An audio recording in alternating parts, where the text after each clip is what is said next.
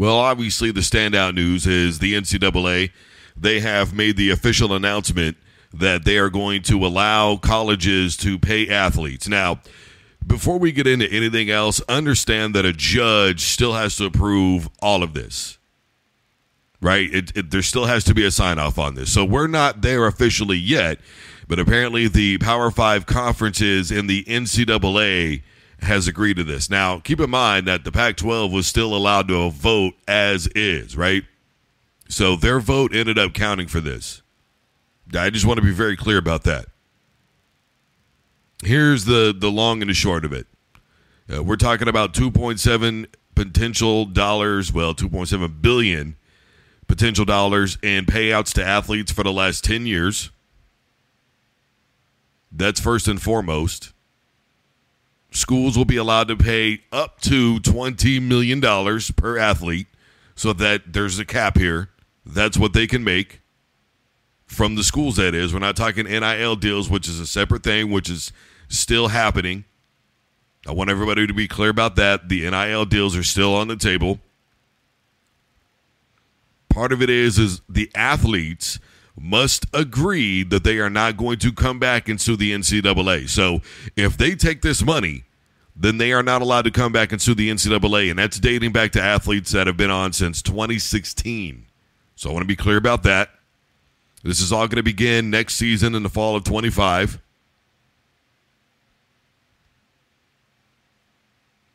It's all going to boil down to whether or not athletes want to continue to be employees. And let's not forget that a couple of schools earlier this season for basketball, they were able to vote to unionize. Was it Dartmouth 13-1, 13-2? They were able to unionize. And a judge ruled that if they're going to be paid by the schools, then they are considered employees of the school. So amateurism is essentially dead. And that is, again, if a judge signs off on all this. Now, I want to be very clear about something, because this is the first thing that everybody wants to talk about, right? Fine. Let's get rid of their scholarships. Again, I want to remind everybody that for football alone, you could have up to, 75 players on a roster going into a game on Saturday. Do you think all 75 of those players have full ride scholarships, even partial scholarships? No. No, they do not. So let's get this out of the way. Now, if you want to say if somebody's banking and making $1 million a year from the university, then on top of that they're getting paid in NIL deals, then no, they shouldn't have a scholarship, then I'm okay with that. Go ahead and give the scholarship then at that point to an athlete that is really deserving of it. Somebody on track and field, somebody on the softball team, somebody that was coming up short on the football team that's on down the pike, maybe, they're second or third on the roster. I don't have a problem with that. But to say, let's just do away with all athletic scholarships, no, because not everybody is going to be making money. Okay, you hear about the big numbers. You hear about the Travis Hunters of the world. You hear about the Hunter Dickersons of the world. You hear about all these other athletes. But what you don't hear about is that guy who's a freshman or sophomore, and they are literally riding the pine while going to school. They don't have a scholarship. Hell, they don't even have a partial scholarship. Go ahead and give it to them. Yes, it should open up more scholarships for people who are deserving because of their grades and they're not athletes. I get that, and I'm with that, and I support that. But to say let's do away with it is ridiculous, because not everybody has one. You're not even allowed, 75 scholarships for all sports? And there's the allowance of 75 on a football team for college and D1. So let's just put that to bed right now. As far as the universities, what is that going to mean? Well, it's obviously a move by the Power 5, right? Because the blue bloods are going to remain blue. With everybody moving over to the Big Ten and the SEC and basically creating what are power conferences now. We're talking elite power conferences with exclusivity behind it. That's what they are essentially doing. They are saying, look, we want the rich to stay rich. We want the successful to stay successful. To that part, I have a hard time agreeing with this. I think the NIL was enough. I think there was plenty of opportunity for just about everybody out there. Now, I will say this. It again, gives somebody who's not on scholarship at all to maybe earn a couple of grand, help pay for some things, get some food. You could look at it like that. And for anybody going, well, this is all going too far. This is all going too far. Again, I maintain that if the NCAA did the right thing years ago and started passing all this, instead of the United States government having to step in and go, look, if you don't start paying them, we're going to take over.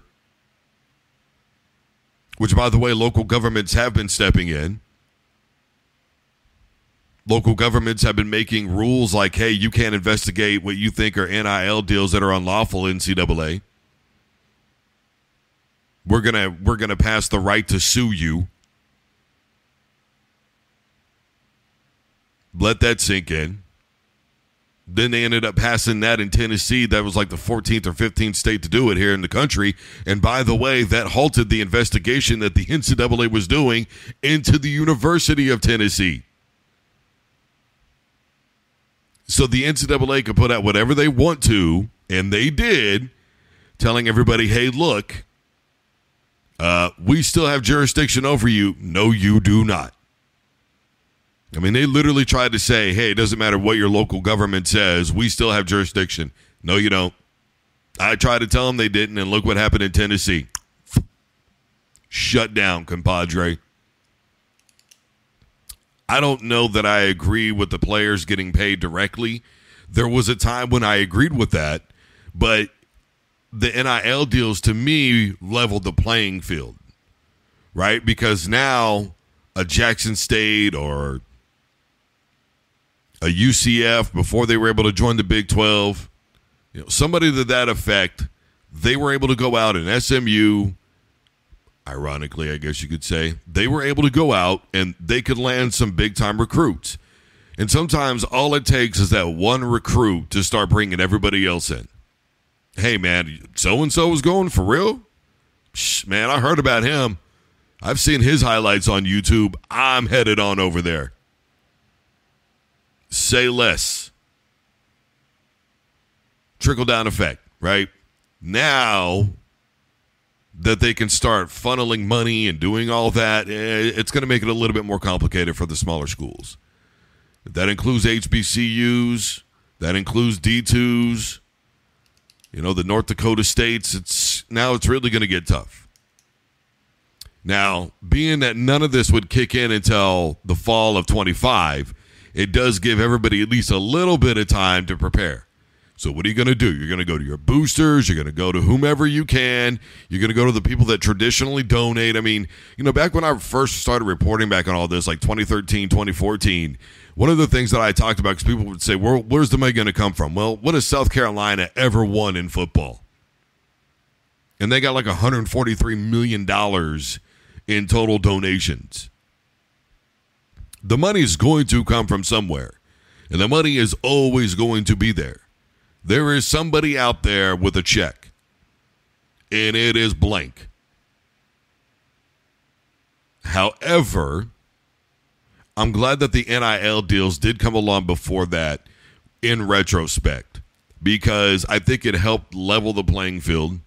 And with this, it's going to make it more complicated. So if you're going to get your recruits now, smaller schools, you better get your recruits now. You better start talking to your boosters. You better be getting out there. You better be hustling and bustling and saying, look, we need to get some guys now while we can. Hopefully they don't hit the transfer portal for more money, and we can keep them over here. Now, having all the best recruits does not necessarily mean that you're going to win a championship. Ask Ohio State. Ask OU. Ask Alabama when they got beat out by Clemson. And everybody wanted to talk about the amount of 5 and 4 and 3-star recruits on one football team compared to the other. Let's pump our brakes and not pretend that playing as a team is still a thing. Let's not pretend that coaching is still a thing. All these still matter. And I know everybody wants to talk about the money. But there are coaches out there that are going to find the right players for their system, for how they'll be able to work together in the locker room, who will truly be able to put egos aside. Speaking of which, and this is the final thing I want to go with this, let's stop pretending that a 19-year-old with $500,000 in the bank isn't going to get flashy. You and I both know that if that was us, we would be a little silly with that money. Let's not pretend that we wouldn't be. Now, I believe that they need to be taking mandatory business classes. I think they need to be taking mandatory money management classes. I absolutely believe that because they have the opportunity to build futures for themselves that are far and away different than any other opportunities that a good majority of us had and will ever potentially have. I want to see all of these athletes do good things with their money to potentially be able to live off of it for the rest of their lives. And if they, don't make it to the league or whatever the case may be, fine. I'll go work my regular gig, but I'll have money set aside, no problem. Anything happens, it's taken care of. I don't have to worry about it. I'm going to continue to invest in IRAs or whatever the case may be. I'm going to continue to make this money grow until my retiring day, and I'm going to have plenty to leave back for my children. Because let's be honest, in today's society, making $100,000 a year net is not exactly a great income. Especially for those of us who are actually out here living life. We know what it is. I mean, the cost of living in the Midwest alone over the last year or two has been growing by 30%. It's ridiculous. Let them have their moment. Stop calling them entitled. They are working for everything that they are getting. Again, a judge has to be willing to sign off on all this. So maybe the NCAA caved, knowing that there's a good possibility the judge isn't going to sign. Well, Bickerstaff is no longer the head coach of the Cleveland Cavaliers. You could say it's because of his mediocre 170-59 record. It's not great, but it's not terrible. You could say it's because he's 6-11 in the playoffs. You could say it's because he's had Jared Allen since 2021 and Mitchell since 2022 and hasn't done anything. But then again, you could also argue that the couple of seasons leading up to him, the basketball team was absolutely horrendous. And I do mean horrendous. Was it 2018, 2019? They finished 19-63. Then the year after, they were 19-46. Now, granted, under Bickerstaff, the first year they were 22-50, but then 44-38, 51-31. They were 48-34 this past season. And let's also not forget that they were without their best players in these playoffs against the Boston Celtics. So it's not exactly a situation to me where, I can accept them letting him go. Maybe you could do better, but you could also do a hell of a lot worse. Look, I get it with Cleveland, okay? I've been watching sports since I was about 6 or 7 years old. I know the mistake by the lake, the fumble by Ernest Biner, when LeBron showed up and they weren't able to close the deal in the NBA Finals initially, but finally they were able to get a title, but still. I know about the baseball team. Hell, they were so bad in the 80s, they made a movie about it. Okay? I get it.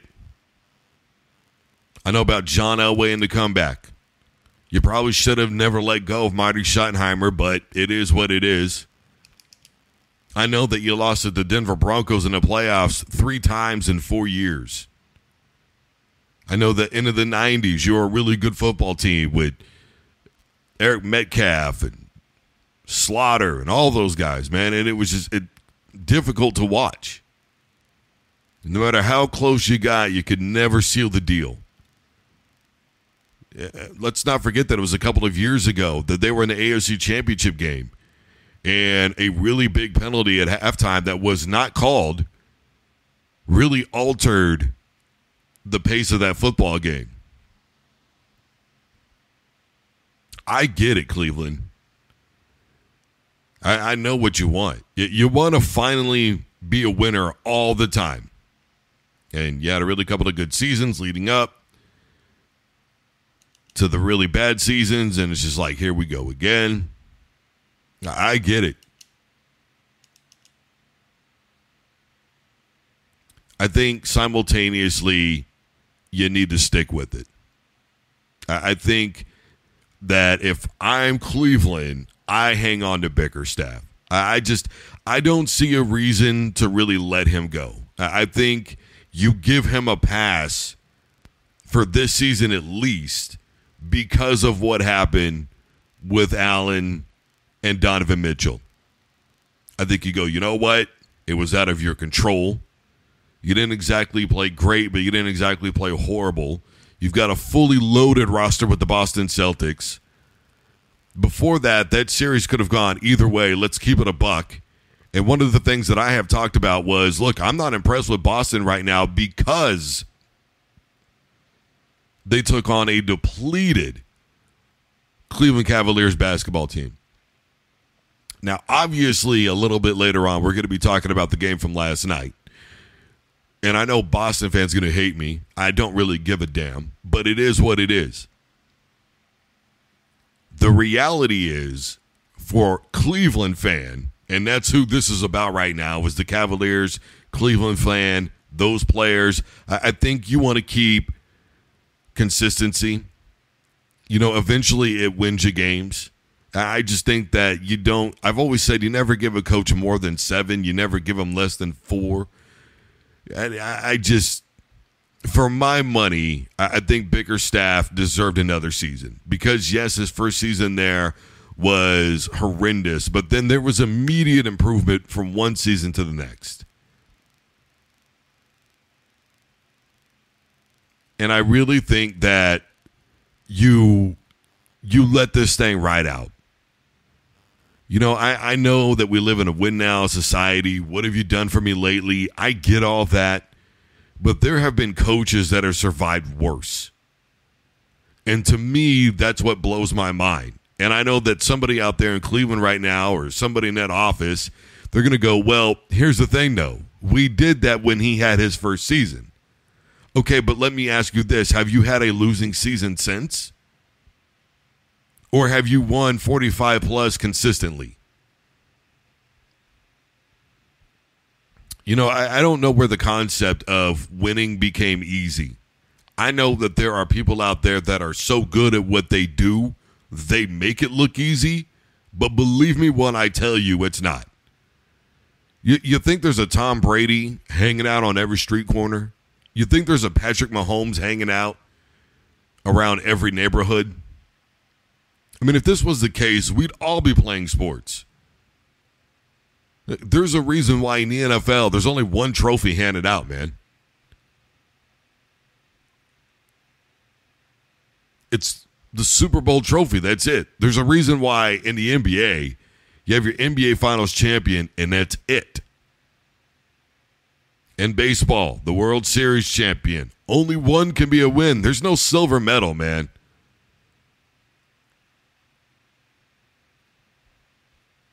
Do you understand what I'm talking about here? There is one trophy.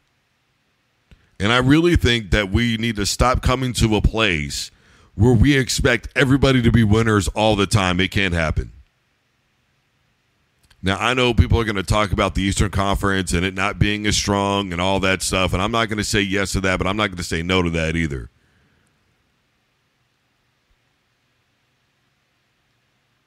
I think my situation is in the playoffs, we've seen too many injuries from some of the better players in the league, i.e. Joel Embiid.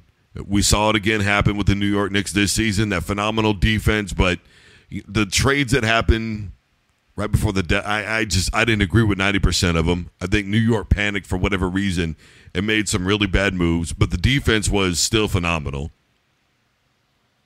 Randall got hurt. Brunson couldn't finish the game. What are you going to do? You look at the Indiana Pacers, they made a move for Pascal, which I thought was a great move. I don't know that they would have even been here to begin with if it wasn't for him. Obviously, we're going to be talking about that later. I'm just, you still got Jimmy Butler out there, which, regular season Jimmy, playoff Jimmy, whatever the case may be, it's got to be consistent.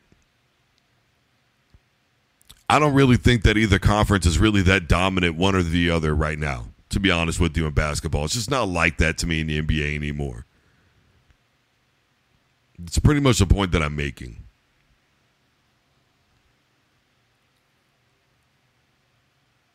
I really think that if Cleveland sticks it out for another year or two with Bickerstaff, they could potentially have won a championship. I think maybe they're missing one piece of the puzzle in terms of their roster. I think had either Donovan Mitchell or Jarrett Allen been healthy in, game 5 or 6, they probably would have won that game. I think they only needed one or the other. I just think that for my money, if I had to decide, I think to myself, can I do better? Maybe. Can I do worse? Absolutely. We've done nothing but win over the last 3 seasons. We had injuries. Give them another year or two. And if after 5 or 6 seasons, fine. It's justified to me. Like, okay, we need to take that next step at some point. I get it. Especially if you're able to keep Mitchell and Allen and all those guys around. If you're able to keep the core of that team, I get it. But no, I think too soon.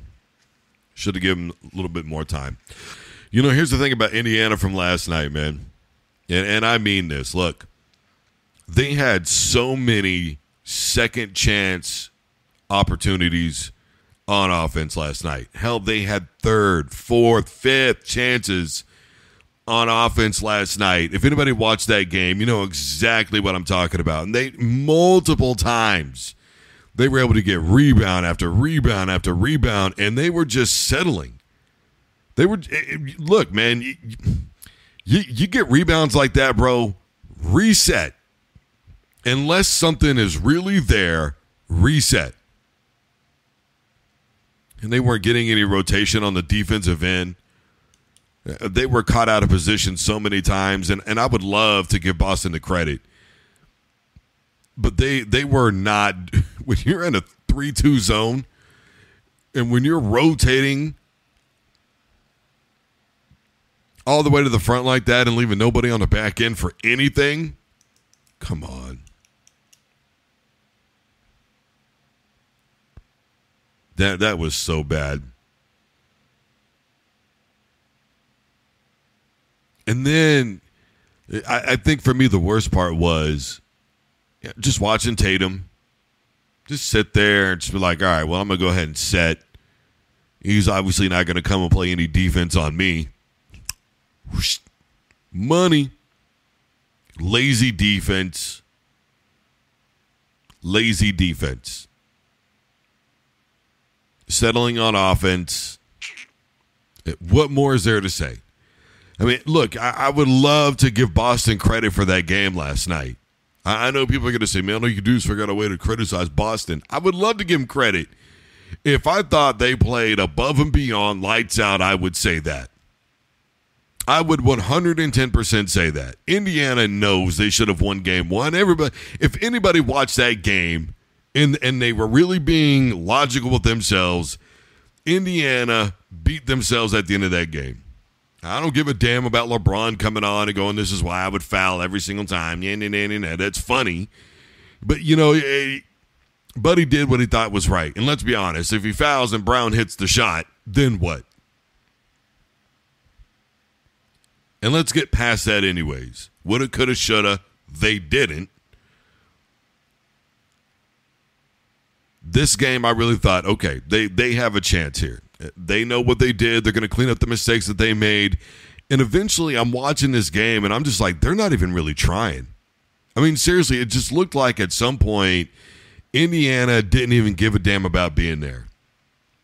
I don't want to accuse anybody of collecting paychecks. I don't want to say that they don't care. I'm just saying, for me, watching this, I'm like, psh. And then on top of that, what they took all their main guys out with 5 minutes left to go in the game? Meanwhile, Tatum and company are still in there, putting the game away. I mean, what does that tell you if the coach goes, man, to hell with it, and Boston goes, we're not done. We're going to seal the deal here real quick.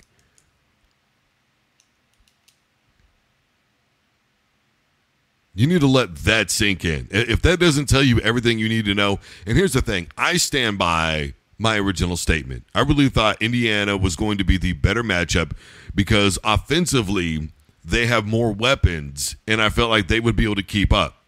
And to start the game off, they were phenomenal. I mean, would they shoot 58% to start that game off? And in the second half, their offensive rebounding was phenomenal. But then they just gave up. The more shots they missed, the more depressed they seemed to get. And I'm just sitting there thinking to myself, bro, just reset. Take a better shot. Have better selection. You can beat yourselves in sports. And that's exactly what they did. They did not give themselves a legitimate opportunity to win that game. Now, what does it mean going forward? Well, obviously, Game 3 is going to be tomorrow, right ahead of Memorial Day weekend. And, well, into Memorial Day weekend, I should say. And I think Indiana probably wins that game. But now I'm questioning whether or not they can win the series. Obviously, we've seen a couple of teams go from 2 down to win series in these playoffs, i.e. the Pacers. Well, Julius Randle wasn't with the Knicks. That certainly didn't help. I know that they went back home and they won a couple of games. But one of the things that I talked about with Boston was once you allow them to get on, that's it, bro. And right now, Boston is on. I think they feel like mentally they have already beaten the Indiana Pacers. I feel like the Pacers are walking around like a defeated basketball team. They're at full strength. There's no reason for this. They gave up in the last 5 minutes of that game. It's over. Even if they win a game in Indiana, I think it'll be just that, a game. And Boston probably goes back and closes out this series unless Indiana changes their mentality. Yeah, I don't know that I've ever seen a team look that defeated when the game was still that close. And the thing was, it wasn't like Boston was being overly dominant or anything like that. They were making kind of normal Boston plays. I don't know if Indiana felt like they had to do things out of the ordinary or whatever the case may be. Everybody wants to be a hero, hit that big three. But after a while, my man, you got to learn it's okay to settle for 2. Especially when you're down to the third chance on a possession. If you're up to rebound number 3 on a single possession, reset, take something down low, be glad you got the 2, get back on D, force another turnover, a bad shot or whatever, get back down and do it again.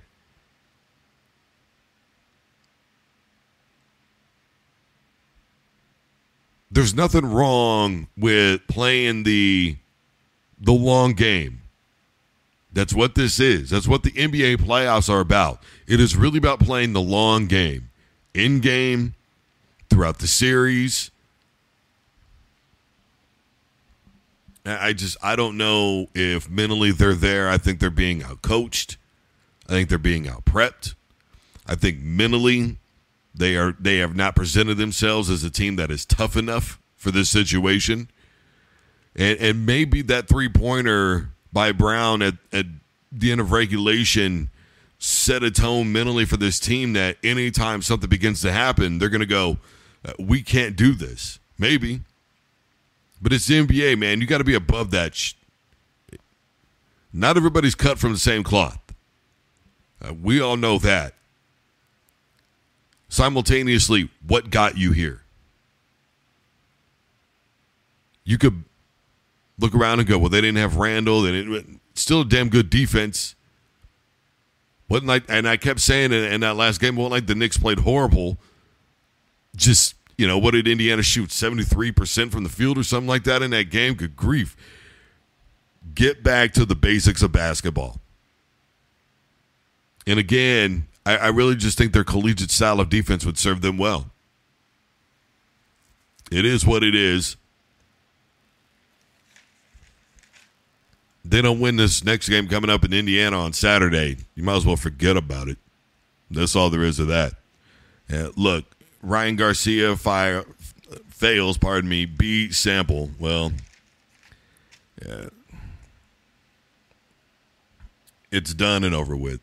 Now the repercussions are about to happen. We've seen similar situations where somebody fails their drug test, whatever the case may be, whether it's a performing-enhancing drug, whether it's actual drugs, whatever the case may be, they fail it, and then we get to the point where it's, okay, now what's going to happen? We've seen before where the purse is taken away.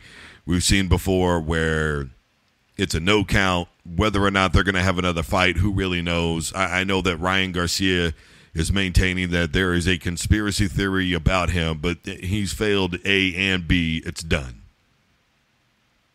There's just no ifs, ands, or buts about it at this point. It's over with, and now we're just waiting on a final decision, essentially, from the WBC about what is going to happen. There's a plethora of different things. I highly doubt there would be a rematch. Not really sure that there needs to be a rematch. And Devin Haney is going to look at this and go, well, see, look, I would have potentially won that fight. It's a bad look for boxing. I'll tell you that much, especially with what you got going on right now with Tyson and Paul. That's being exploited all over the place. And then you have the massive buildup to this fight. You had Garcia going absolutely bananas on IG. Him and Haney looked like they were doing this fake beef stuff in the middle of, I don't know if it was a mall or whatever the hell they were at. Now you got this. It's not a good look, man. It is what it is. I personally would like to see a rematch. I would like to see it done the right way. And I would like to see who the better fighter really is on that day. You can maintain that Garcia was the better fighter, but we don't know, because if he's using, PEDs the way that these samples allege that he was, we'll never really know now, will we? And I think for Haney, that's his point. Look, when it comes down to being an athlete, you got to understand that when you are in a one-on-one situation, you don't get to go, well, we had a quarterback that wasn't on today. You don't get to go, well, we had an offensive line that wasn't on today. You don't get to go, well, our shooters were off today. You don't get to go, well, defensively, we had a couple of guys that just mentally weren't there. You don't get to do any of that. It's mano a mano. You're relying on your own skill set, your own training, your own everything, your own film study, your own work ethic. 100%, everything is exclusively on you. We don't have a Randy Moss from back in the day. Remember, I don't stretch. I play when I feel like it. Remember when he went to the Raiders and everybody said, man, if he does really well, then maybe the Patriots might be interested in him. Right? If he gets himself a can of act right, that was the narrative. Remember that? You don't get to do that with boxing. And so the ego, of course, is going to be there for Haney, because he's going to look at this and go, I would have beat him. I relied on my training and my training alone. He didn't do that. And Haney gets to do that because of what he knows.